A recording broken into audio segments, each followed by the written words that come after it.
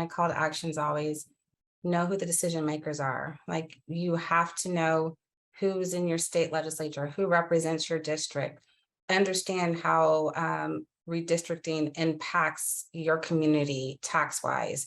The one thing that always upsets me and I always want to highlight is that the current block of Greenwood, that particular area now, due to redistricting, it is still being um, abused because those tax dollars do not go to the community like North Tulsa, where the largest population of Blacks currently reside still, and probably the people that should be benefiting from the prosperity that's currently occurring on Greenwood.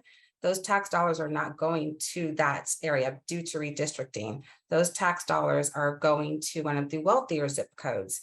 So it is still continuing. So with all of the the hoopla around everything and the things that are growing up there, it's because, it's so telling with the Reverend talking about the baseball field. We had the baseball field that was built there a few years before the centennial. The baseball field was in another part of the city before, but then all of a sudden they decided to move it right there adjacent to Greenwood.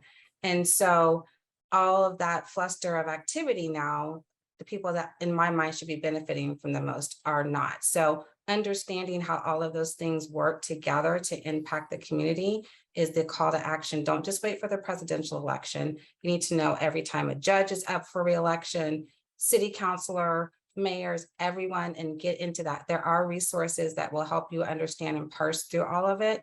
But it's so important, not just in Tulsa and Oklahoma, but in every city and state, that you understand that those things that happen at your state capital do directly impact what's happening in your household and in your community.